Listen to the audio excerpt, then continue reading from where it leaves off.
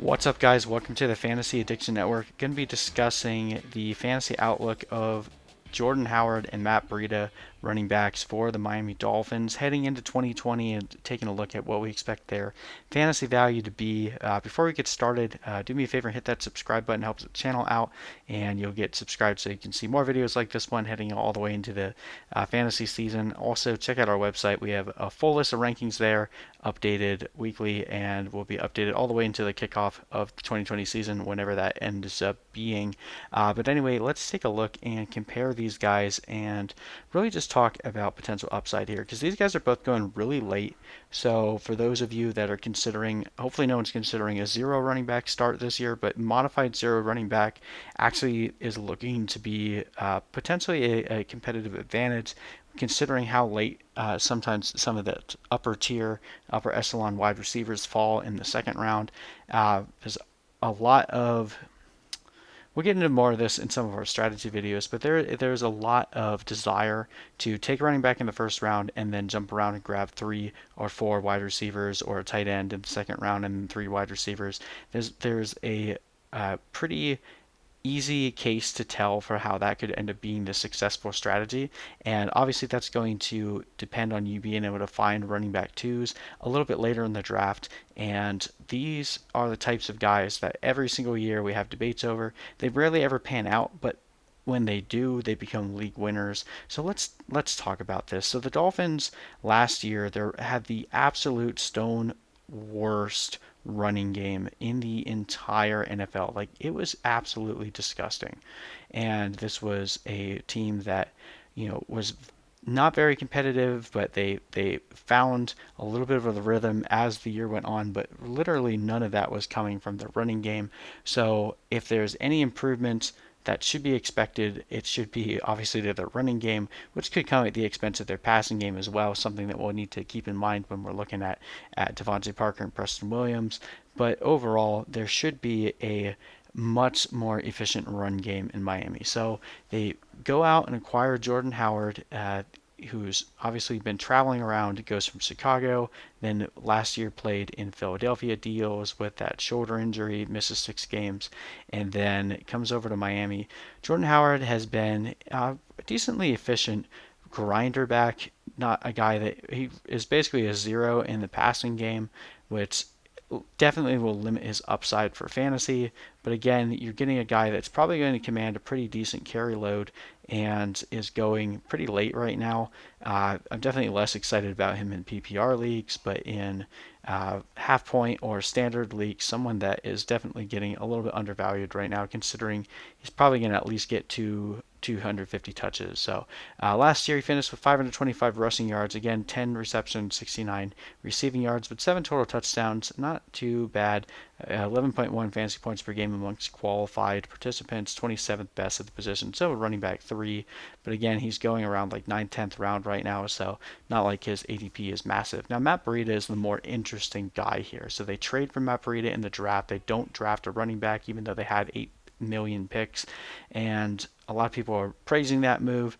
And then they go up and trade for Matt Breida. Now Matt Breida, coming into 2019, was everyone's favorite sleeper pick in that 49ers backfield. He actually came out and had some good games near the start, which we'll look at in just a second, and then he gets hurt, and then Raheem Mostert took over that role, and Matt Breida basically became invisible. But for those of you that remember, in 2018, Matt Breida was actually a really solid runner for the 49ers, and even though he was hurt pretty much the entire year, continued to put up decent RB2 numbers.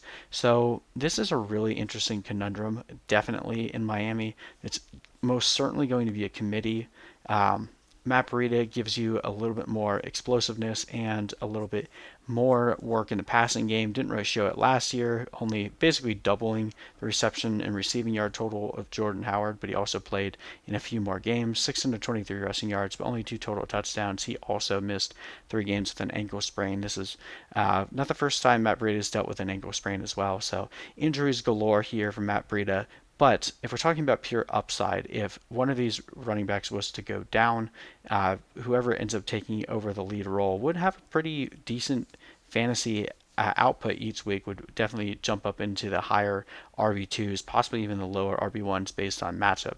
So there's value to be had here. Let's look at some of the game lines here and just again kind of remember Jordan Howard basically got the vast majority of his points in a few games. Uh, Obviously scoring 2 touchdowns against Green Bay. And I'm sorry, 3 touchdowns, 2 touchdowns on the ground and one through the air. Give him a massive fantasy day. But once he went down in week 9, that was when Miles Sanders' emergence became a thing, and obviously Jordan Howard just never really came back. His role was basically gone at that point. And clearly, you can see here, as we talked about, very much a zero in the passing game. At most, he had 4 targets, but on average, he was between 1 and 2 targets a game. A couple games where he didn't even get any targets, so definitely limits his upside in PPR. And then when we look at Matt Breida, again, we kind of have to really just hone in on those first couple of weeks when he was actually healthy. Also, pretty low target count, 4 targets in week 6, 3 the 2 weeks before, but only 1 target before. And then, granted, the 49ers offense is very much a Russian roulette when it comes to running backs, but did have that really good game against Cleveland, 11 carries, but 114 yards, and also 3 catches, 15 yards, 2 touchdowns in that game. So both these guys had a really good running back, top 6 running back week, and pretty much the rest of the season was dud. So these guys are going to get a much more prominent role in an offense that desperately needs help at the running back position. So looking here, just kind of comparing the same stats between these two guys, and obviously this is a little unfair when you compare like the Eagles versus the 49ers. Obviously the 49ers dealing with a much better game script, as we can see there. Breida had a plus 413 game script, which was the 4th best amongst running backs, whereas Jordan Howard was actually a negative 1.85, which is only 16th. So that definitely is going to allude to a better expectation for what you'd see from Breida. But overall, Jordan Howard actually had a decent breakaway run rate at 5.9%, which was 8th best in the NFL. Matt Breida slightly higher at 6.5%, which was 6th best. So both of these guys were pretty good at breaking off long runs. Jordan Howard actually had a better evasiveness rating, his juke rate of 25.6% versus Breida's at 21.8%. Obviously, Jordan Howard is a little bit bigger of a guy, be able to shed off some more tackles than Matt Breida. Matt Breida, a little bit more of your standard satellite scat back that you're not expecting him to be able to shake off as many targets. I'm sorry, shake off as many tackles. Now, Jordan Howard's true yards per carry 4.3 compared to Matt Breida's 4.6. Again, a little bit diluted there with the 49ers having a much better run game that pretty much created massive holes for Matt Breida, but Matt Breida has been pretty efficient on the touches that he's gotten over the course of the couple years playing in San Francisco. So overall, assuming these guys are both healthy and the Dolphins are the Dolphins, they have a pretty tough schedule against the pass, so they should run the ball a good bit. Right now, we actually have Jordan Howard projected slightly above Matt Breida in terms of total points. Have him projected to get about 853 rushing yards, 111 receiving yards, and 7 total touchdowns.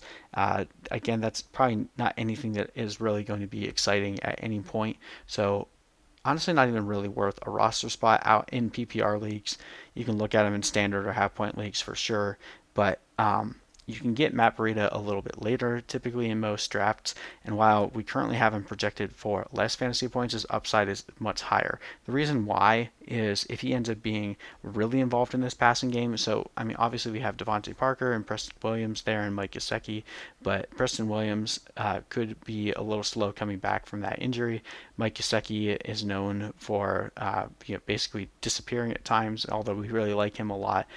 There could be a pretty prominent role in the passing game for Matt Breida, and Jordan Howard doesn't really threaten him there at all. So if we're talking a PPR league, I would take the upside with Breida and hope for him to be more involved in this offense than we originally expected. You'll probably know within a couple weeks whether or not that was something that was worth investing in or you can move on from him.